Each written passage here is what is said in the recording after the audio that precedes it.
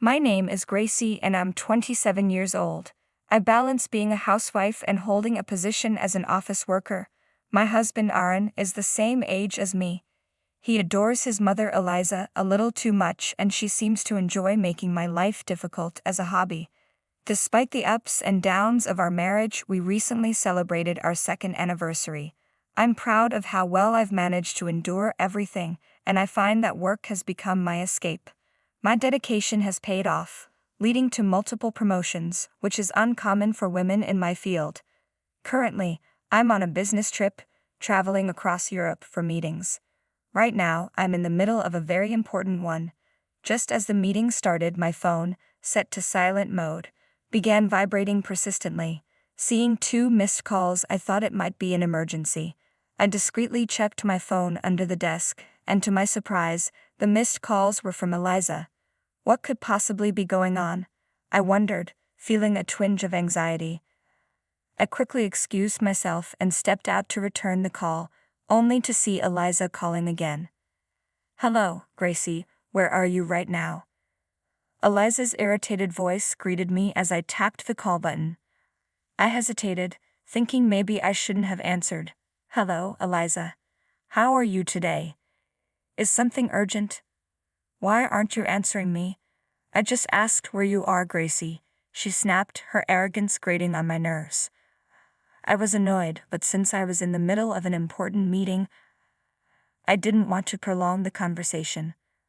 I responded calmly, "I'm on a business trip in a meeting. Didn't Aaron tell you? Can I call you back when I'm done?" Eliza's tone grew sharper. "Of course, Aaron told me, but what are you doing leaving your house and husband alone?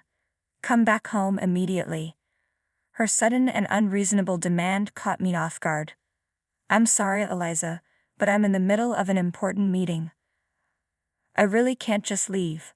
She cut me off, her frustration evident. "You're so bossy, even though you're just Aaron's wife. I don't care for your excuses. Come back home this instant. Today is a very important day. Do you understand me?" I blinked in confusion. "An important day? What are you talking about?" I asked, trying to keep my composure. "We're celebrating my 60th birthday today," she replied smugly. Her words stunned me. We had planned to celebrate her birthday at the end of the month, and I had even helped arrange a special dinner at a nice restaurant. Why was she insisting on celebrating today, in the middle of my business trip, and on a weekday? This was unexpected and completely out of the blue. I was getting fed up with Eliza's attempts to bully me yet again. It seemed like she got meaner every year, always finding ways to torment me, even when she knew I was in the middle of important work. Frustrated, I decided to stand my ground. "As I said before, I'm on a business trip and can't come home right now," I told her firmly. "Oh, how funny," she replied with a sneer. "Because I called Aaron earlier, and he said he'd take the day off for me. All the relatives will be there. Except you, Gracie. It's always work, work, work with you. You're so cold. What do you think of your own husband's parents?" I could feel her sarcastic words digging deeper, but I knew if I let her continue, it would never end. I was still in the middle of a meeting and couldn't waste more time on this conversation. "I'm sorry, Eliza, but I can't attend your 60th birthday celebration, no matter what you say," I stated clearly, hoping to end the call. Suddenly, Eliza's sarcasm vanished. She took a deep breath and spat out, "Well then, I won't recognize you as family at all. Don't bother coming back home, ever. It's a divorce. Aaron was too good for you in the first place." Her words were like a slap in the face. I felt a surge of anger and hurt, but I didn't want to prolong the call with a rebuttal. I simply said, Okay, I'll talk to you when I get home. I'm sorry, but I have to go now." "What's with that attitude? I told you not to come back. I'll talk to Aaron myself," she snapped before hanging up on me. Exhausted from the encounter, I let out a sigh and returned to the meeting. After 2 more days of meetings, I finally made my way home. I was so consumed with anger and frustration toward my mother-in-law that I barely remembered how I got home. As I'd opened the front door and called out, "I'm home," I heard my husband's voice, weary and drained. "Welcome me back." I kicked off my heels and headed straight to the living room, leaving my luggage by the door. There I was met with a pile of cardboard boxes and the sight of Aaron sweaty and taping up the boxes.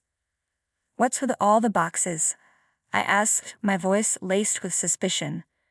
Aaron, looking defeated, explained that they were all my belongings. He then told me that Eliza had indeed thrown her 60th birthday celebration on the day she called me, without me there. She had spread the word to all the relatives that I had neglected her special day and treated her arrogantly over the phone. To top it off, she announced that she was going to force Aaron to divorce me and send me back to my parents' house, branding me as an unworthy wife for her precious son. This sounded exactly like something Eliza would do, so I asked Aaron, "And then what happened? Did you agree to the divorce?" "No, I didn't exactly agree," he mumbled. "But she told me to pack up your stuff and I didn't have much choice." What was I supposed to do? His words hit me like a ton of bricks. What? Does that mean you didn't argue with her? Does that mean you're okay with getting a divorce? Aaron looked down, his voice weak. "My father, Alex, said that if Eliza's in a bad mood, it'll be hell for him, so he told me to just go along with it." I was stunned. Aaron's willingness to accept a divorce so easily, just to keep his mother happy, was beyond belief. It was clear that in his family, no one stood up to Eliza, a father who was controlled by his wife and a son who adored and obeyed his mother. It felt like no one was on my side. As I stood there in silent disbelief, Aaron looked at me with pleading eyes and said, "What my mother says is absolute. This is just until her mood settles down. This divorce is just a sham and promise. I'll come back for you when things cool down." I wished Aaron could use those pleading eyes on his own mother. How could a grown man like him be so utterly terrified of her? It was baffling. For a moment I almost felt self-loathing, questioning what I had ever seen in him that made me marry him in the first place. But then a thought struck me. Maybe this was my chance. If I stayed with Aaron, Eliza would never stop tormenting me, always pushing me toward divorce. Maybe I was lucky to be getting out of this marriage with so little trouble. I had the means to support myself, and even if I ended up alone, I wouldn't lack for anything. Suddenly, it felt like a fog had lifted from my mind. I looked at Aaron and said, "Fine. Let's get a divorce." With that decision made, I immediately called Eliza. It took 3 rings before she answered. "Hello." "As you wish," I said calmly. "We're getting a divorce." Eliza's voice instantly brightened with triumph. "Yes, please, get out of Aaron's house. You've finally realized you're not good enough for him, haven't you? I'm so relieved. Don't worry.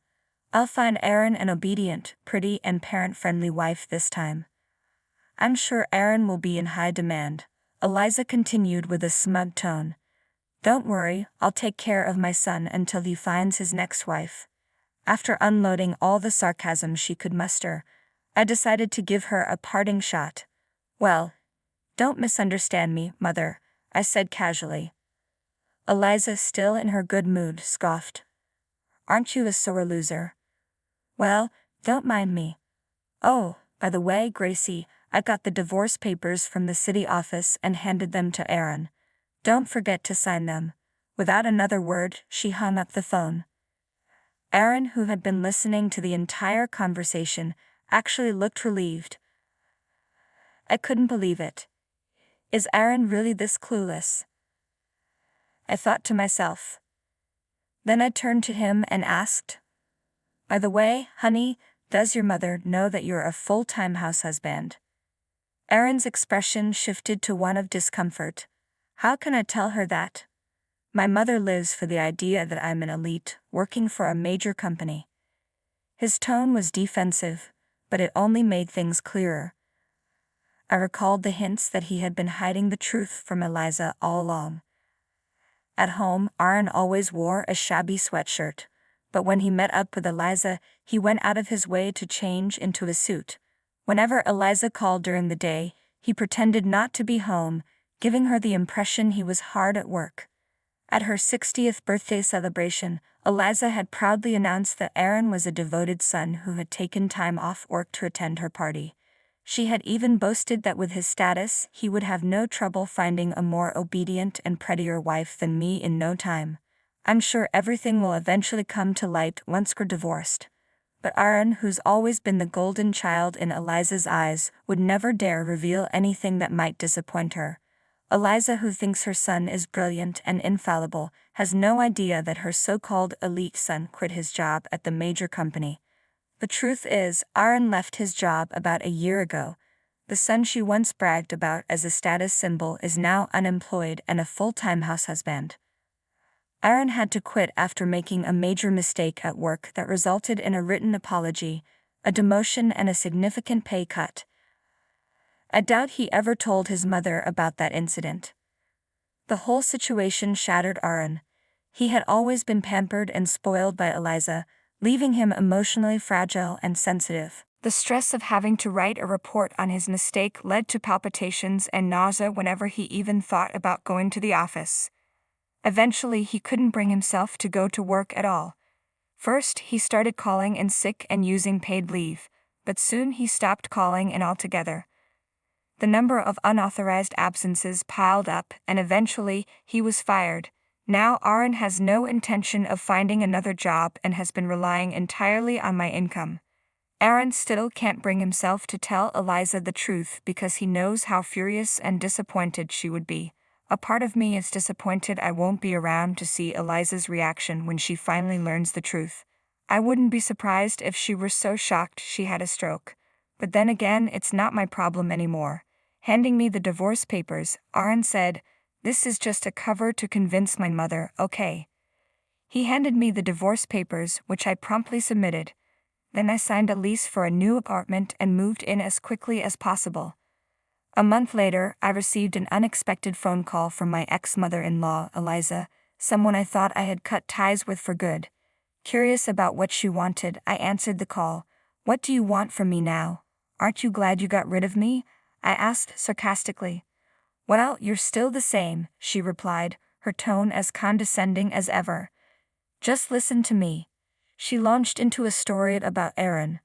After our divorce, Eliza had visited Aaron's apartment several times to help with household chores, but every time she went, she found him lounging around in his room. There was no sign of him going to work, and he didn't seem to be ill. She then asked if I had any idea what was going on. Suppressing the urge to laugh, I replied nonchalantly, I see. Well, of course, he's like that because Aaron has no intention of working ever again."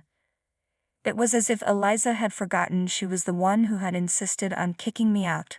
"Gracie, can you do something about it?" she asked, as if I owed her any favors. "Why should I?" I shot back. "You didn't want me in your family, and wanted nothing to do with me." Her audacity was unbelievable, only reaching out when it suited her after years of mistreating me. She then asked, "Well, I was wondering if you said something to Aaron before you left." I couldn't believe her nerve. How much did she want to paint me as the villain? Did she really think the problem lay with me and not her son? I'm the one who was hurt, I retorted. "Oh, really? You only married Aaron because you wanted a luxurious life, right? So what's so hurtful about getting divorced?" Eliza sneered as if I had married Aaron for his money. I couldn't help but scoff. "You must be joking. I was the one supporting Aaron financially during our marriage. I was the one who provided for you," I said. To be honest, I couldn't afford to live extravagantly because of Aaron. I was fine with the divorce, but should I file for alimony? Eliza was taken aback. "How dare you?" she snapped. "You're just making that up. Gracie, you must have forgotten to ask for alimony. Aaron has a higher income and a better position than you. Don't be unreasonable. If you want money, Eric can pay whatever you need. After all, Aaron is an elite working for a major company." Her response was maddeningly out of touch. Maybe Aaron hadn't told Eliza the truth yet, and I didn't want to just be a tattletale. But this was a chance to see how Eliza would react to the reality of Aaron's situation, and it felt like a good opportunity to get back at her. So, I decided to reveal the truth. Your proud son is a full-time house husband. He quit his job a long time ago. What? Eliza's voice rose in disbelief. You're lying, she shouted, her tone so loud I thought she might burst my eardrums. I pulled the phone away from my ear for a moment and said calmly, why don't you check with the company? You'll see who's telling the truth. Eliza fell silent for a moment.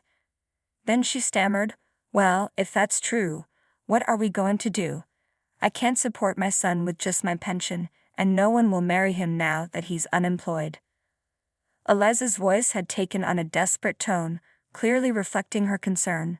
My face started to show a hint of a grin. What are we going to do? She'd asked. Eliza fell silent for a moment, then started muttering to someone nearby. When she spoke again, her voice was pleading. Gracie, please come home. I was taken aback by her sudden shift. No, we're already divorced, I replied firmly. I wouldn't come back to your family if heaven and earth turned upside down. Amidst the commotion, I heard someone near Eliza shouting. It sounded like Aaron's voice. I told you I'd come get you back when things cool down. Eliza's voice became frantic. Yes, you could remarry my son. What are you talking about? No way, I retorted. I wouldn't do it for the world. Don't joke about this. Eliza tried to sound grateful but was clearly struggling. Thank you, seriously, okay. I reminded her one last time not to regret her decision and made it clear I wanted nothing more to do with Aaron or her. I did what you asked, so please stop changing your mind. Eliza responded defensively, but you've been talking back to me this whole time, with that nonchalant attitude. I didn't think you'd actually go through with the divorce. In response, I let out my frustration. I was just putting up with it. Besides, Aaron packed up my stuff and kicked me out without a word. Eliza continued to make excuses. That was just a prank. A prank? I said, incredulous. It's worse than that. Frustrated and realizing there was no point in continuing this conversation, I glanced at my watch. It was nearly 1 o'clock in the afternoon, and my lunch break had been wasted on this futile exchange. Ah, Eliza, are you done now? I asked. She responded with her annoyingly sweet voice. What, Gracie? What did you say? Her tone was as infuriating as ever. I was certain she'd never be satisfied with anything I said. I'm going to hang up now. I have another meeting in a few minutes and need to review some documents, I said, starting to pull the phone away from my ear. But Eliza wouldn't let up. Wait, Gracie. Hey, Gracie, say something. She continued to scream, her frustration palpable. Aaron, you didn't do it right, and look at the mess it's caused. Listening to her blame everyone else for her problems was nauseating. I ended the call abruptly and blocked her number, unwilling to endure any more of her tirade. Soon after, Aaron started contacting me persistently, trying to reconcile. Seeing an opportunity, I asked my lawyer to pursue alimony from him. To my surprise, Aaron's family, perhaps intimidated by legal pressure, paid the alimony in a lump sum. It seemed Alex and Eliza had advanced the money, and their irritation with Aaron was palpable. They berated him daily to find a job, which Aaron found unbearable. It appeared that the once proud elites had fallen on hard times. Aaron had returned to his parents' house, unable to afford rent, and was living off their retirement savings. He blamed his parents for the divorce and seemed to be squandering their funds. Both Aaron and his family were locked in a cycle of blame, refusing to take responsibility for their actions. They were even planning to apply for welfare soon. I hoped the government would address their behavior, as it's hard to be self-serving when reliant on public assistance. As for me, the proposal I presented on my business trip was accepted, and I signed a major new contract. I received another promotion and a higher salary. I was living a comfortable life as a wealthy single woman, free from the torment of in-laws and financial dependence on family. If I ever decide to marry again, I'll make sure to thoroughly vet any potential partner to avoid another mother-loving spouse or troublesome in-laws.